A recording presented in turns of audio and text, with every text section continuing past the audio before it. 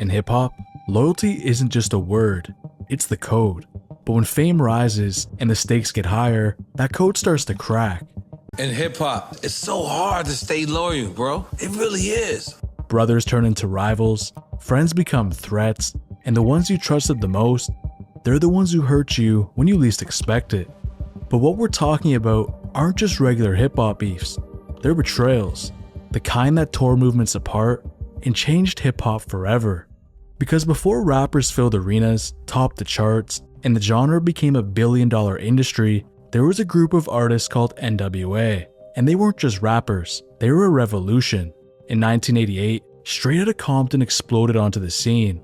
It gave America a raw look into life of South Central Los Angeles.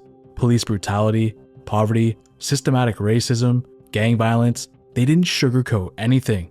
Songs like F the Police didn't just spark outrage, they caught the attention of the FBI, who sent NWA a warning letter. Because everybody's putting us down for doing the song. The FBI was sending us letters and, police was harassing us. Oh, so you the ones that did the song, F the Police. How to beat your little, stuff like that. Radio stations banned it, stores refused to stock it, but the fans listened.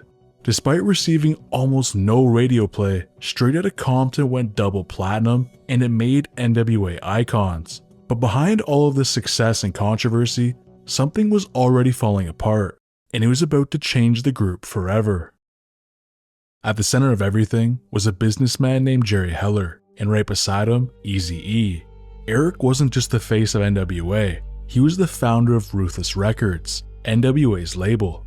And Jerry Heller, he was the man making all of the deals, contracts, percentages, publishing rights, everything ran through them. And that's exactly where the problem began. Ice Cube, who was the group's lead writer, started noticing the numbers didn't add up. The group was selling out shows, albums were going platinum, but Cube's wallet didn't reflect the success. Months ended up passing after Straight Outta Compton dropped, and still, there was no paperwork given out. Cube kept asking questions and got no answers, but when he finally got the contract, things would end up changing. According to Cube himself, the contract heavily favored Eazy-E and Jerry Heller. Is that the great Jerry Heller had his hands in everybody's pockets, so to speak. Is that somewhat of your recollection of what was going on with that relationship? Yeah, I think it was totally his influence on the group. But for Cube, there were no publishing rights, no writing royalties, just a flat fee structure that barely scratched the surface of what he'd earned through his lyrics and his vision. He saw it as a complete slap in the face, especially coming from Eazy, someone he considered a peer and a friend. A little mad at E because I felt E wasn't taking the right side. I felt E, he was kind of under his doing enough to keep me in the group. It was right. Kind of like, yo, this is how it is. Yo, you can live with it, or you can get out the group like Arabian Prince. Cube ended up refusing to sign and walked away with $75,000 on the table. And they clowned me when I didn't sign that contract, man. Do you know $75,000 back then was like $700,000? Oh yeah. Why didn't you want to do that? I knew they owed me more. I knew they owed me more. I knew if I took that, then I was accepting that I wasn't paid more, that this was cool. And I was like, this ain't cool. But he wasn't just leaving the group. He was leaving a system that was exploiting him. And when he left, he didn't go quietly. Ice Cube's song No Vaseline hit hard and is now known as a historic diss track towards Eazy-E, Jerry Heller, and the rest of the crew. White man just rolling. The niggas with attitude, who you fooling? It wasn't just about money, it was personal, and more importantly to Cube, it was the truth. Jerry Heller later defended himself by saying that he didn't take advantage of anyone. You said, if I stole from these guys, why didn't they never sue me? Well, I think that's a really good point. That's pretty fair. That's pretty fair to say. Nobody ever sued, so obviously they were just using it as an excuse in Compton or wherever to say, we got rid of the white guy, helping Eazy steal or whatever. But it didn't matter. Cube wasn't the only one waking up. Dr. Dre was up next. Dre had crafted the sound of NWA, the beats, the attitude, the feel. But once again, the money wasn't matching the music. Dre wanted out, and with Suge Knight in his corner, he ended up getting it. Suge reportedly used intimidation to free Dre from his contract, and just like that, Dre was a free man. To this day, some blame Jerry Heller and others say Eazy should have done more to protect the crew, but what's certain is, it ended up costing them everything. In 1995, Eazy-E was diagnosed with AIDS and sadly passed away just a month later. I see Eazy right before he died. Eazy walks up like, yo, what's happening? We ended up talking for like 2 hours, just talking about, because he was feuding with Dre and Death Row by then. So my little feud was like, he was talking about, yo, let's get the group back together. You think you could do it? I was like, yo, you work it out with Dre, come holler at me, you know what I mean? And it didn't happen because a few months later he was sick. Did you talk to him once he was sick? Or? Nah, I didn't get a chance to talk to him after that. You know, once I found out he was sick, went down to the hospital, saw Dre there. Dre was just coming out. He was like, you know, he's not conscious right now, so. NWA rewrote the rules of hip hop, but their story is a warning. When loyalty becomes a contract and family turns into business, problems are almost always on the way. Although sadly enough, this isn't the only time in hip hop money led to betrayal between brothers, and this next example, many consider even more disturbing. Before the lawsuits, the tweets, and the years of silence, Lil Wayne and Birdman were inseparable. Wayne wasn't just signed to Birdman Cash Money Records like a regular artist, he was raised by it. After losing his biological father at a young age, Wayne looked to Birdman as family. And so when I first met him, he became like my son. Like, you know, in New Orleans, we don't have fathers a lot. A lot of parents get killed. A lot of parents don't be in our lives.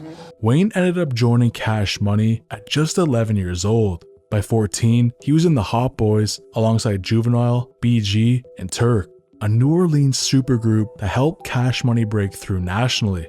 But while the other members came and went, Wayne stayed, and he didn't just stay, he carried the label. From 2004 to 2011, Lil Wayne had one of the greatest mixtape and album runs in hip-hop history. The Carter series, Dedication, The Drought, and Birdman, he was right there with him, co-signing every step, counting money in the background, and calling Wayne the best rapper alive. In 2009, Lil Wayne started the label Young Money and signed new artists that you might have heard of in Drake and Nicki Minaj. They quickly rose to fame, helping the label grow even bigger. Although, what Wayne began to realize next changed his family forever. Behind the scenes, the money was complicated. Even though Wayne discovered and helped to build Drake's career, Birdman had set things up so that he controlled most of the money and the business calls. Wayne began to realize that while he built the brand and found the talent, he truly didn't own what he created. The final straw came when Birdman delayed the release of the Carter 5. Wayne filed a $51 million lawsuit not just for the album, but for the years of loyalty and money lost in contracts that left him out. But that wasn't all. Wayne's tour bus ended up being shot up in Atlanta after a show. Thankfully, no one was hurt, but investigators eventually tied the incident to an affiliate of Young Thug, who had been feuding with Wayne at the time. Winfrey will spend 10 years in prison for the April incident on I-285, where two buses belonging to the entourage for rapper Lil Wayne came under gunfire. Prosecutors say a simmering rap feud and gang tensions led to it. Prosecutors even went as far as suggesting Birdman may have had indirect knowledge of the incident, but he denied any involvement and was never charged. Although surprisingly enough, the two would appear on and off at clubs together after everything that happened, making things pretty confusing and having people wonder if they were back to being friends. But in 2018, the confusion would officially go away. Most of us probably weren't sure we'd ever see this day, but reports seem to indicate Lil Wayne's long-standing legal battle with Baby and Cash Money Records is finally drawing to a close. Wayne finally settled the lawsuit, receiving a multi-million-dollar payout and full control over Young Money. More importantly, he was able to release the Carter 5, the album Birdman had held back for so long. In 2018, Birdman actually apologized to Wayne on stage in Miami. I knew this day was gonna come, but I didn't know when it was gonna come. But this nigga right here, the best nigga, the realest nigga, the illest nigga, and I wanted to apologize to my nigga worldwide. But even with making up, the damage was still done. To Wayne, it seemed like the betrayal wasn't just about paid money, it was about lost time and watching the man he once called a father turn his back on him when it mattered most. For hip hop, it was one of the most painful splits ever seen, not just because of how close they were, but because of what they built together. Without Lil Wayne, Cash Money doesn't survive the 2000s. Without Birdman, Wayne doesn't get the platform to become a legend. Although if there's one lesson this story left behind, it's definitely this. Loyalty can build you anything, but betrayal, it can tear it down even faster. But in hip hop, betrayal is extremely common, always coming from people you never expect. That's why when this next incident took place, it had the entire world scared and ended up changing hip hop forever. If you're gonna act like you a gangster or a G or the king of New York, I'm expect that. When you don't come through, then I'm gonna want to crush your empire. And that's what it's time for. Before the East vs West Coast war, the diss tracks, or the deadly rumors, Tupac and Biggie were actually friends. But there was something very unique about their friendship. They had complete opposite energies. Biggie was Brooklyn calm, Pac was West Coast fire. Although, their friendship continued. They ate together, hung out, and Biggie even asked Tupac to be his manager once. But on November 30th, 1994, everything changed forever. Tupac Shakur is recovering from 5 gunshot wounds. The rapper found himself in the line of fire last night on a New York City street. Tupac was shot 5 times in the lobby of Quad Studios in New York, the same building where Biggie and his crew happened to be recording upstairs. Pac ended up surviving the attempt on his life, but the damage was done. He believed Biggie and his manager Puffy knew something about it. Half of the major New York rappers, or they managers, or they agents, or they somebody was there when I got shot, and nobody could give you no information. A week before I got shot, he knew the nigga that was shot me, and he was like, "Pop, don't hang around this nigga, you don't mean you know harm." We walked in with the nigga that shot, that ended up shooting me. He's like, "Pop, don't with this nigga," because I knew the nigga too, he was my Koji thing. And I was like, "What you mean?" He's like, "I'll talk to you about it later," and we didn't talk. The next time I saw was at the studio where I got shot. So I knew he knew what happened. So I was like, "Biggie, what happened?" He kept sending me messages like I'm gonna come see. No, nigga, what happened? While I'm in jail, strangers is telling me, "Yo, you don't know? Biggie homeboy shot you." But whether they did or not didn't matter. What mattered was that Tupac felt betrayed, and he wanted the world to know it. While he was recovering, Biggie ended up dropping some song that we would come to know as Who Shot Ya? And what a song it turned out to be. Who shot y'all? Separate the weak from the obsolete. Hard to creep them Brooklyn streets. The track wasn't directly aimed at Pac, according to Biggie, but of course, the timing was pretty interesting. Pac saw it as a diss towards him and a mockery of everything he went through. From that moment on, their brotherhood turned into a battle. But before Pac could fully recover from the shooting, he was already facing another battle, an SA case dating back to 1993. So just days after being shot, he was wheeled into a courtroom and found guilty of first-degree SA. 2 months later, in February of 1995, he was sentenced to up to 4.5 years in prison. From his cell, he watched the industry completely move on without him. Biggie was blowing up with Ready to Die, dominating the charts, and Who Shot Ya was now out in the streets and stirring rumors. Sitting behind bars, Pac felt isolated and betrayed. But that pain ended up becoming fuel. Suge Knight and Death Row ended up posting Pac's $1.4 million bail in October of 1995. And when he got out, it wasn't just to make music. He was coming back for revenge. He recorded Hit 'Em Up, one of the most vicious diss tracks in rap history. Pac claimed he slept with Biggie's wife, called out Bad Boy, and declared war on the entire East Coast. You claim to be a player, but I your wife. We bust some bad boys, niggas for life. Biggie stayed quietly publicly for the most part. He insisted he had nothing to do with the shooting, but by then, the streets had picked sides and media fueled the fire. Death Row vs. Bad Boy wasn't just a label, it became a cultural divide. Rappers, fans, and entire cities were pulled into it, and the cost ended up being blood. Rap star Tupac Shakur died last night after a brief life in a rough business. He was 25.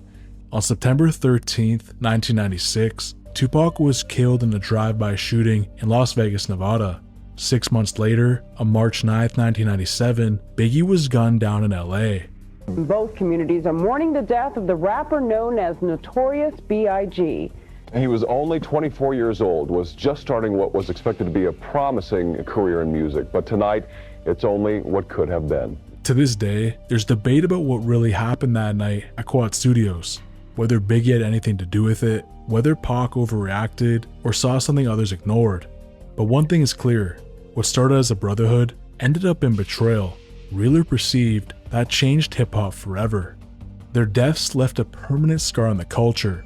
Two of the greatest to ever touch the mic, gone just like that. And that's why when this next hip-hop betrayal took place between two young promising artists just years later, it had the entire game extremely worried. But I'm a rapper, he's a rapper, and I am the better rapper because 50 can't rap. When you see Game, do you say, yo, why are you talking about 50? You wouldn't even be here if it wasn't for him. 50 Cent's rap group G-Unit began as a small mixtape crew out of Queens, New York in the early 2000s. The original trio was 50 Cent, Lloyd Banks, and Tony Ayo. After 50 signed with Shady Aftermath under Eminem and Dr. Dre, he brought G-Unit with him into the mainstream, and this changed their future forever. In 2003, while Tony Ayo was serving time in prison, 50 added Young Buck from Nashville, Tennessee. That same year, they dropped their debut album Beg for Mercy, which went multi-platinum. G-Unit wasn't only dominating the charts, but the buzz on the street as well. Then came The Game, a Compton rapper Dr. Dre had been mentoring and building up. 50 and G-Unit were brought in to help develop his sound and build momentum for the West Coast. And while the group already had great talent, The Game stood out not only as talented, but unpredictable.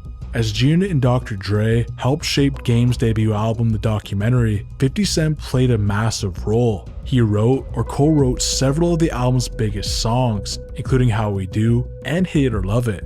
It's even been said that those tracks were originally meant for 50's own album, The Massacre, but he gave them to Game to make sure his debut would be a success. And the success is exactly what it was. The documentary sold over 5 million copies and turned Game into a superstar. But behind the scenes, tensions were building fast. While 50 was beefing with Nas, Fat Joe, and Jadakiss, he expected G-Unit to stand with him, just like he had supported all of them. But this is where things ended up changing forever. With me and 50, we never talked about his beats and who we didn't like. And he never gave us the G-Unit handbook and said, these niggas. The Game refused to stay loyal to 50. He didn't even just stay neutral. He made it known publicly he respected those artists that 50 was beefing with and was open to working with them. So I told Flex, I don't know what 50 on, I don't know what he on, but I love Nas, and Kiss just picked me up, and Joe, that's my man. To 50, that wasn't just a disagreement, it was a betrayal. After all the investment, songwriting, cosigns, and platform 50 had given him, Game was openly siding with the enemies. The final straw came in February of 2005 during a live interview on Hot 97. 50 announced that The Game was officially out of G-Unit. It's incredible that he would come back and forget how much work, how much I've done for him. You know, personally, you know what I'm saying? So where does he stand as far as G-Unit is concerned right now? Across the street or around the corner. He's not in my camp. Not at all? No way. Okay. Not after being that disrespectful. 50 heard that where he was at. He ain't like that. So the next thing I get, I'm kicked out the group. Well, guess what? You don't kick me out of the group. I'm the G and G unit. So I felt the way. Not too long later, chaos erupted outside of the radio station. One of Game's associates was shot in the leg during a standoff between the two entourages at the building. There was a riff. We had a shootout in New York in front of a radio station. There's a little bit more in the riff. Why? Egos, young, dumb, ignorant, who knows? Who drew first? The Game. You drew first? Yeah. The Game. Ooh. From that point on, the beef was forever. Diss tracks flew back and forth with Piggy Bank, 300 Bars and Running, Not Rich, Still Lying, and more. Game even launched a campaign called GU Not, mocking the crew and accusing 50 of exploiting his artists. And I got love for New York. But I ain't no motherfucker, and I ain't nobody's soldier, and I don't follow suit.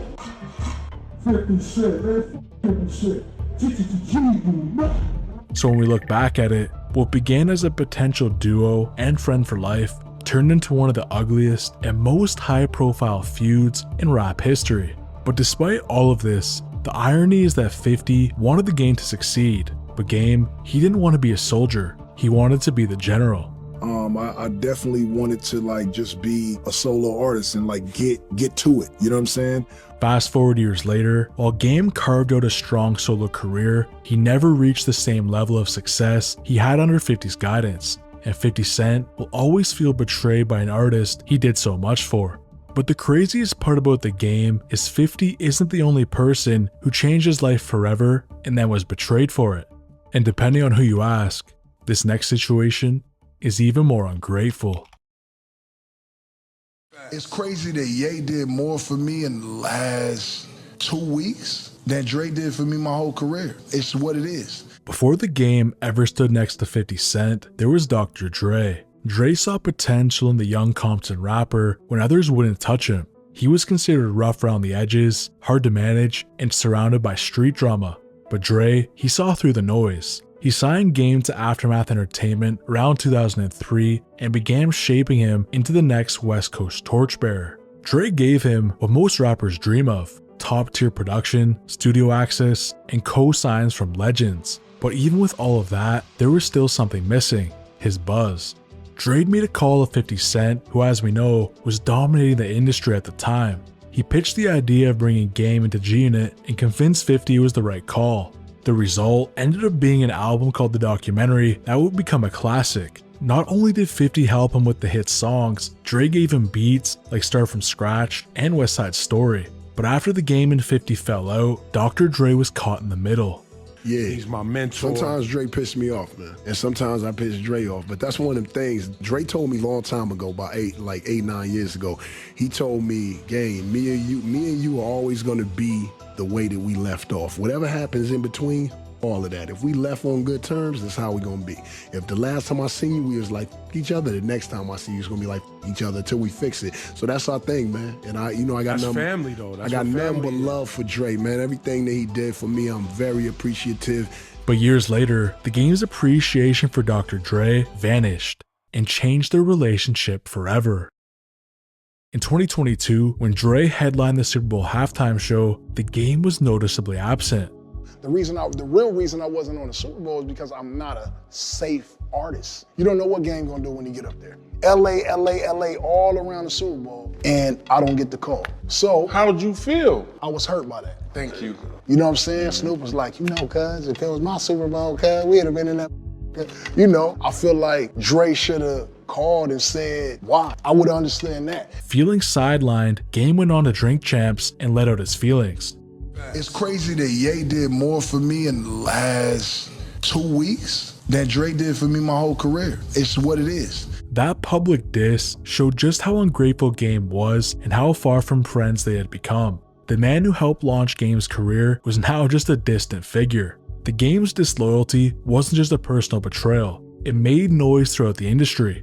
And Game, no disrespect for him, I remember he was in a little studio and Trey and them niggas and 50 and them gave him an assist. So you can't say, Kanye did more for me. Game, you mad over the Super Bowl. Just be easy, let's get the money, just chill. I mean, that's they what didn't it want looked you like. there. That's what it looked like. It's cool. In the end, this stands as one of hip-hop's most sad stories. No matter how much you can do for someone, including completely changing their lives forever, people will still find a way to be ungrateful for what you did for them and just have the greed for more.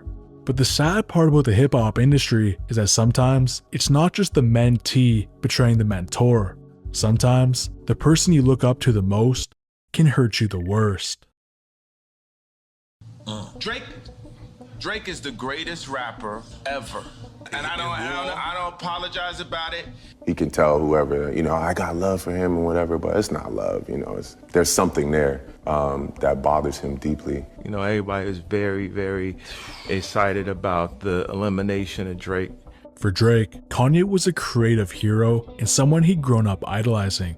For Kanye, Drake was the biggest rapper in the world and someone worth working with than against. Drake has always wanted to be the best rapper in the game, and if we're being honest, Kanye started to feel a certain type of way about it as Drake got older. In 2011, on DJ Khaled's song I'm On One, Drake said that the throne is for the taking. I'm just feeling like the throne is for the taking. Watch me take all I care. The following year, Kanye West and Jay-Z made an album called Watch the Throne, which Kanye later admitted Drake inspired as he was applying pressure. Me and Ho, but it never made Watch the Throne. If this nigga wanna put pressure on us like that. And with that pressure continuing to rise as the years passed, Kanye's responses arose as well. In 2017, when Drake's run was really in motion, he had a very popular song on the radio called For Free. And Kanye, well, he was sick of it. Is it just me? Or did you hear that song so many times? You say you wanna play it for free. If I'm Ye, do I feel a little resentment that this motherfucker is doing everything that I created a little bit better than me and is getting more success than me at it? That would probably lead to why I'm having a breakdown on the Yeezus tour from like last year, whatever it's called. And I'm ranting about why I gotta hear Drake all the time. I love Drake, but why this nigga music gotta be, again, well, I'm just connecting I like public your theory, things. I like. And to be fair, Kanye has always supported Drake. But as Drake kept growing in his career, he learned that some of your friends want to see you do good, but maybe not better than them. But Drake was in for a surprise, as he was about to learn just how much tension there really was between him and Kanye. In 2018, Ye made a decision that would change things forever. Drake went to Kanye West's ranch in Wyoming to ask for help on his new album. But when he got there, he discovered Kanye was also working on music. Drake ended up helping Kanye more than Kanye helped him. But there was a catch. Drake didn't mind doing this because Kanye had given him a beat to take home with him. And this beat was one Drake absolutely loved and made it feel all worth it. He played me like this. He played you a beat, right? He played me Lift Yourself, and he was like, yo, you can have this if you want. And I was hype. I started writing to it. And so I went and, you know, ended up pretty much spending majority of my time working on his music, like just trying to like cook up ideas for him, you know? And again, I left Wyoming, and I was like, okay, well, we left with Lift Yourself and like a pat on the back, you know, so it was like, all right. It's all good. But as time went on, Kanye randomly released a song and used that exact same beat, and it went a little like this. Dee scoop, scoop dee dee whoop, whoop dee scoop dee poop. Lift Yourself comes out with him just talking nonsense. This guy's trolling me. Yeah, he's this was like a manipulative, like, I want to break you thing. So I said, all right, I'm gonna go back to distancing myself again. I know what this is. If you're Drake, you're feeling that your friend and mentor who you trusted just betrayed you. And unfortunately for Drake, this feeling of betrayal was only going to become more real as time went on. He can tell whoever, you know, I got love for him and whatever, but it's not love, you know, there's something there that bothers him deeply. Drake allegedly spoke to Kanye at the ranch about personal things, including the fact that he had a son, a detail not yet public. But just weeks later, that trust was shattered. Pusha T, one of Kanye's closest friends on Good Music, dropped the story of Adidon, and we all probably know how much that changed things. Pusha and Drake's issues briefly began when Pusha had some bars for Drake on the song called Infrared, where he was dissing him about ghostwriting. How could you ever right these wrongs when you don't even write your songs? But let us all play along. We all know what niggas for real been waiting on. Push. Drake, who isn't afraid of dropping a diss track, released Duppy Freestyle, where he says that it's funny Pusha T is dissing him about his ghostwriting, as Drake has written a lot of songs for Kanye. I've done things for him I thought that he never would need. Father had to stretch his hands out and get it from me. But what tipped Pusha T over the edge was Drake making a reference to his fiancée Virginia Williams. I told you keep playing with my name and I'ma let it ring on you like Virginia Williams. Listen, I was going to go, period. Regardless. But the fact that you put that wife line in it, like it just made it great for me. It's a blackout. Although, this turned out to be one of Drake's biggest mistakes. Pusha's diss track, The Story of Adidon, wasn't just a diss track, it was groundbreaking. The song exposed that Drake had a secret son, taunted him over his family life, and questioned his integrity. The world went absolutely nuts. To Drake, this wasn't a normal rap beef, and in his eyes, the only way Pusha could have gotten that information was through Kanye West. By the way, I'm in Wyoming, I play on March 14th. I send him a picture of my son. Oh my God. I tell him I'm having trouble with my son's mother. We had a conversation. I shared my... So... I spoke to Drake this morning. Okay, first question I asked him, I said, tell me what I'm hearing isn't true. Pusha T did not get like a lowdown on you because you were in Wyoming and you played the song where you eventually plan to announce to the world your son. He only confirmed to me that he played music for Ye before Pusha's disc came out, and he would have had the information to convey to Pusha that Pusha could put it in the story of Adi Dawn. The timeline made it look suspicious. Drake shares a personal secret with Kanye in Wyoming, and suddenly, Kanye's artist is using it against him in a diss track. Kanye ended up denying it, claiming he never told Pusha. Now I told you, I didn't tell Pusha no information about your baby mama, nothing like that. That didn't come from me. And later on, Pusha said that the information came from someone else entirely, Drake's own producer, Noah 40 Shabib. The information came from 40. It didn't come from Kanye. 40 is sleeping with a woman. He talks to her daily, 5-6 hours a day. With that also came the fact that Drake has a child.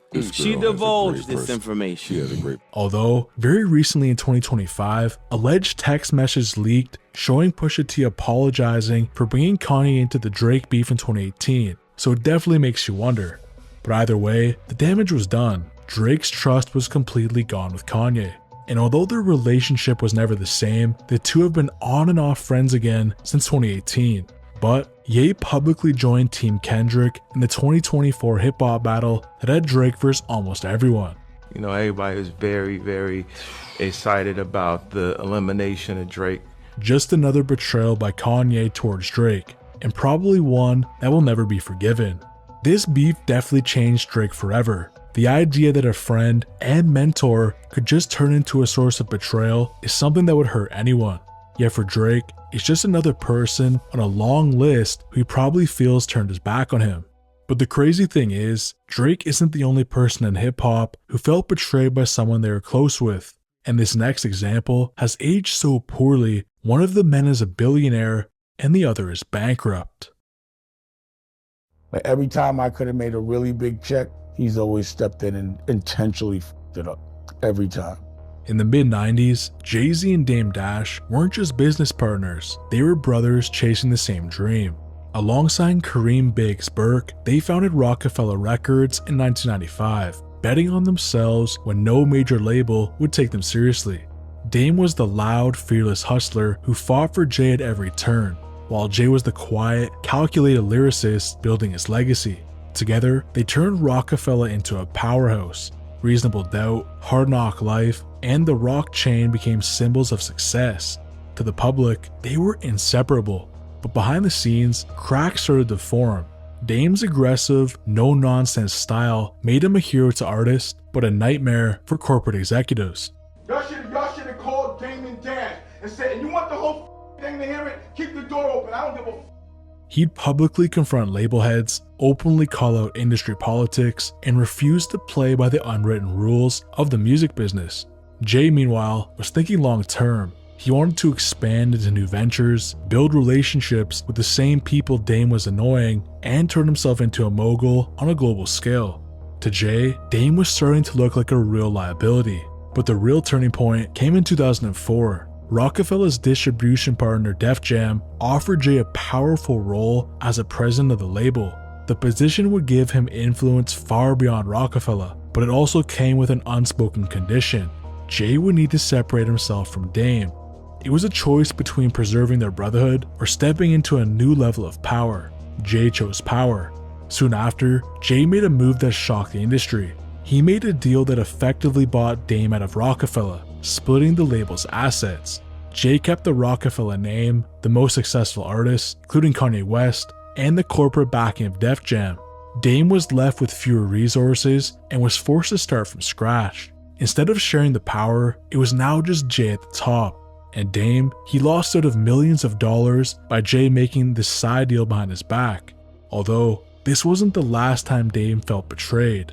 Back in 1999, they created Rockaware, a fashion line worth millions. But with Jay now being in charge and Dame having a strict stance against having a boss, There's no money in this world for someone to pay me so they could call me, so I could call them a boss. That's like calling somebody daddy. Dame left Rockefeller to start his own label, Dame Dash Music Group, which unfortunately failed after 2 years. So to try and dissolve himself of Jay for good, he decided to sell his stake in Rockaware for $22 million. But just 2 years later, Jay sold Rockaware for $204 million, leaving Dame out of nearly $30 million. So now it's going down and I'm arguing with them and I'm like, yo, sell my interest, man. I just want to go. Soon as I leave, then Jay comes back and he's like, now I'm involved every day. And then they did whatever they did and sold the company without me. You understand what I'm saying? Like, then it got sold. I sold my piece first because I wanted to get. I tried to sell it. We tried to sell it. He said, I'm not going to be a part of it. So at that point, I'm like, yo, every time we try to sell it, why the you keep doing that? Obviously, you don't want me to get no money. So I'm like, let me get away from it. Bottom line is, Rockaware was my idea. I approved, it was my baby. Rockefeller was my idea, was my baby. For Dame, these weren't just business calls, they were personal betrayals. He had fought for Jay when no one else believed in him, had shielded him from bad deals, and had helped build the Rockefeller empire brick by brick. In Dame's eyes, Jay had traded the loyalty for a front seat at the corporate table. The breakup shocked everyone in hip-hop. Fans looked at Jay and Dame as proof that friendship and loyalty could survive the cutthroat music industry. But their breakup was a strong reminder of how quickly those bonds can break when money, ambition, and control are on the line. But when we look at it almost 2 decades later, they still haven't made up. Jay is as rich as ever, and Dame is sadly as broke as he's ever been. He's repeatedly accused Jay of selling out and abandoning the culture for corporate success, while Jay has largely stayed silent, letting his billionaire empire speak for itself. Their story remains one of hip-hop's most infamous examples of how brotherhood built on trust can shatter the moment business gets in the way. But when we look back at the biggest betrayals in hip-hop, it shows that loyalty and success don't always go hand in hand. Friends can become rivals, partners can turn into opponents, and the people you trusted the most can become the worst thing you never saw coming. Although if there's one thing to remember, it's this. In life, and especially hip-hop, loyalty is rare. Once it's lost, the consequences last a lifetime.